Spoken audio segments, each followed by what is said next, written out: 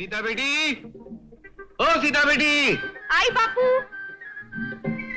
जल्दी टोकरी को हाथ लगा, बाजार जाने में देर हो रही है। जी जल्दी। हाँ, एक कपड़ा संभाल मेरा। अरे गिर गया, पकड़। ये लीजिए। ला बाबा ला, बाजार पहुंचने में देर हो रही है, मैं जा रहा हूँ। अच्छा। अरे सीता बेटी, जा जल्दी से कुएं से पानी भर के ला। अच्छा माँ। अजी राजगिरी जी, नामदेव महादेव जी, नमस्ते नमस्ते। क्या बात है मास्टर जी, आज ये मेरा इतना लंबा नाम लेकर क्यों पुकार रहे हो? क्या नाम लिया आपने? मैंने कहा राजगिरी नामदेव महादेव जी, नमस्ते। ठीक है, मेरा नाम नामदेव महादेव राजगिरी है, मगर सारा गांव मुझे नामदेव मुर्गी वाला पुकारता है। तुम भी कल तक यही पुकारते थे। अजी एक मुर्गी क्या चीज है, अगर आपके पास आपके पुरखों की तरह जायदाद होती ना तो अब सारी मुर्गियां मुझे इनाम में दे देते। अच्छा, मैं सारी मुर्गियां तुमको दे देता और मैं झाड़ू लेकर गांव में गाय का गोबर जमा करता फिरता क्या? अजी ना ना ना, भगवान न करे। आपको मालूम नहीं नामदेव जी आप कौन है? अच्छा, मुझे नहीं मालूम कि मैं कौन हूँ, आपको मालूम है? मास्टर, दारू पीना शुरू कर दिया है क्या? आप समझते क्यों नहीं, आप कोई मामूली आदमी नहीं है, आप राजगिरी खानदान से संबंध रखते हैं। तो क्या हुआ? अजी आप जयचंद विजयचंद राजगिरी महाराज के खानदान के सदस्य हैं। देखिए, चंद दिनों पहले इस अखबार में आपके पुरखों के बारे में कितनी सारी बातें छपी हुई थी, पढ़िए तो। मुर्गी बेचने वाला क्या अखबार पढ़ता है? अरे जाने दो ना भाई, धंधे का समय हो रहा है, एक तो मौसम ठीक नहीं है, वैसे ही फटाफट फटाफट मुर्गियां मरेंगे। हटो हटो। अजी अजी नामदेव राजगिरी महाराज जी। नमस्ते राजगिरी राजा साहब, आइए आइए, इधर इधर। नमस्ते राजगिरी राजा साहब, आइए आइए। अरे क्या मुसीबत है बाबा, ये सारे लोग मेरे पीछे हाथ धो के क्यों पड़ गए? अभी वो मास्टर मिले थे, जाने के अनाप शनाप बक के चले गए, अभी आपने भी वही मंदिर जापना शुरू कर दिया। क्या है? हाँ नामदेव जी, ये कोई साधारण बात नहीं है, ऐतिहासिक बात है। आपको मालूम है कि आपके पूर्वज यानी आपके बाप दादा कौन थे? इसमें मालूम करने की क्या बात है? बाप दादा थे। हाँ बराबर है, लेकिन वो लोग थे कौन? राजे महाराजा थे, बहादुर योद्धा थे, रियासतों पे राज करने वाले थे। अरे बरसों पहले ये सारे इलाके पर उन्हीं का राज था। अवश्य आपके बाप दादा समाज और मानव जाति का कल्याण करने वालों में से थे। हाँ, और इसलिए इस इलाके में होने वाले राजाओं में से सबसे लोकप्रिय राजा थे। अगर आप चाहे तो आपके पुरखों के बारे में लिखी गई ये पुस्तक देख लीजिए। देखिए, ये देखिए, ये देखिए, ये आपका किला।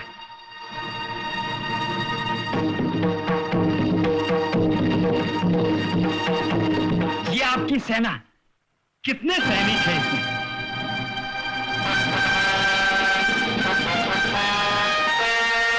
ये आपके शूरवीर परदादा, बिल्कुल आपके जैसे लगते हैं।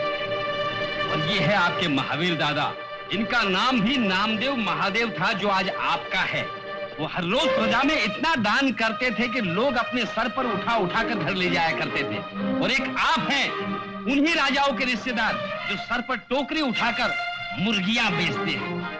जरा सोचिए, वो क्या जमाना था जब आपके दादा परदादा सर पर ताज रखकर गद्दी पर बैठकर राज करते थे, अपनी सेना को लेकर अपनी वीरता के झंडे गाड़ने जाया करते थे, हाथियों पर बैठकर अपने शत्रुओं का सर कुचलने जाया करते थे।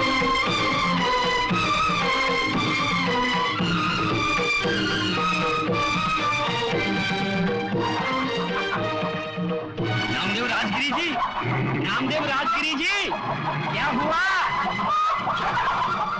हम जाग गए। ये सर ताज रखने के लिए बना है, मुर्गी का बोझ उठाने के लिए नहीं बना है।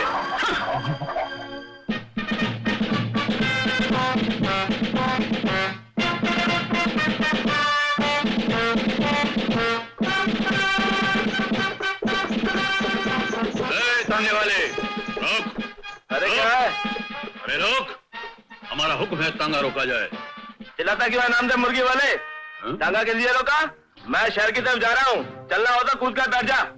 कूद के बैठ जाओ? हम कूद के बैठे? हम जमाने को कूदवाने वाले, तू हमें कूदने को कह रहा है? चल, पहली गलती है, माफ करते हैं।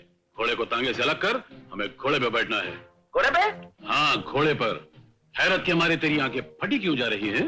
अरे मगर क्यों? घोड़े पे क्यों बैठा जाता है? हम इस पर बैठकर अपनी प्रजा का हाल मालूम करने जाएंगे।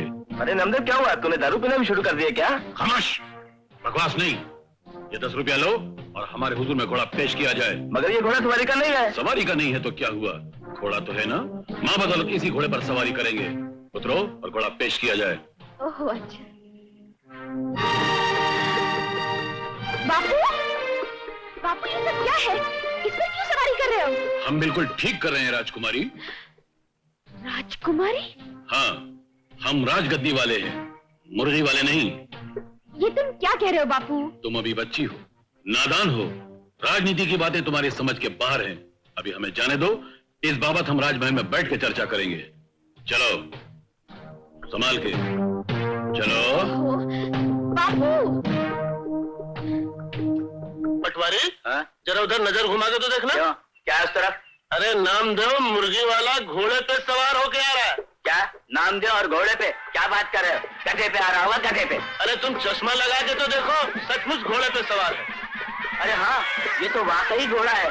इसको क्या हो गया? अभी थोड़ी देर पहले तो अच्छा खाता था भाई। माँ, क्या बात है बेटी? माँ, बापू घोड़े पर बैठे चले आ रहे हैं। तेरे बापू घोड़े पर? तेरा दिमाग तो निकल गया। तेरे बापू के पास घोड़ा कहाँ से आ गया सवारी? सच कह रही हूँ माँ, तुम्हारी कसम। थोड़ी देर पहले क्या हुआ मालूम? बापू ने टांगे वाले से घोड़ा लिया और उस पर बैठकर चले गए। ये सब क्या है? ये घोड़ा कहाँ से हट पकड़ा? जाओ, हमारे सामने से हमें जाने दो। पहले मुझे ये बताओ, ये सब क्या हो रहा है? वो मुर्गियों की टोकरी कहाँ गई? फेंक दी। फेंक दी? क्या मतलब? मतलब ये क्या उन चीजों का हाथ लगाना राजघराने का अपमान है। अरे पागल हो गए क्या? ये क्या उल्टी सीधी बकवास कर रहे हो? यह बकवास नहीं है, इतिहास है। हम वो हीरा हैं जिसे आज तक अपनी कीमत का पता तक नहीं था। हम वो सम्राट हैं जो गरीबी की घबराहट में आज तक मुर्गियां बेचता रहा, मगर आज से बंद। अरे अगर तुम मुर्गियों का धंधा बंद करके घर पे बेकार बैठोगे तो हम लोग खाएंगे कहाँ से? अब सीधे से टोकरी उठाकर धंधे पे जाते हो या नहीं? हमारी ऊंची आवाज में बात की तो हम अगर मुर्गियां बेचेंगे तो स्वर्ग में हमारे पुरखों की आत्मा क्या कहेगी, चंद्रगुप्त मौर्य क्या कहेंगे, अशोक सम्राट क्या कहेंगे, अकबर बादशाह का क्या होगा। इसलिए आज से बंद। अब अगर भूखों भी मरना है तो शान से मरेंगे, अगर मुर्गियां नहीं बेचेंगे। हट जाओ हमारे रास्ते से, हमें राजमहल में जाना है। चलो कोचवान, राजमहल में चलो। चलो चलो।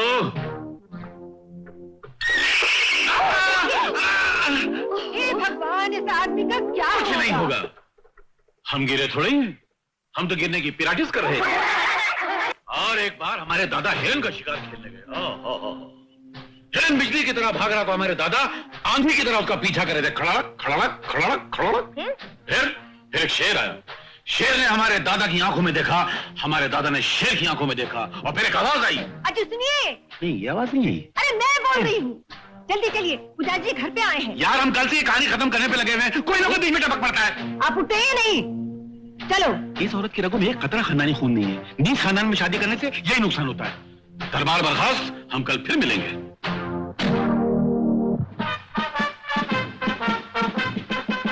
नमस्कार नमस्कार नमस्कार। आयुष्मान भवः, आयुष्मान भवः।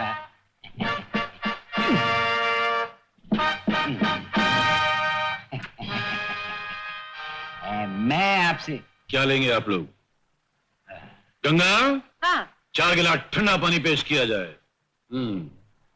तो पंडित जी, हमारे दौलत खाने पर कैसे आना हुआ?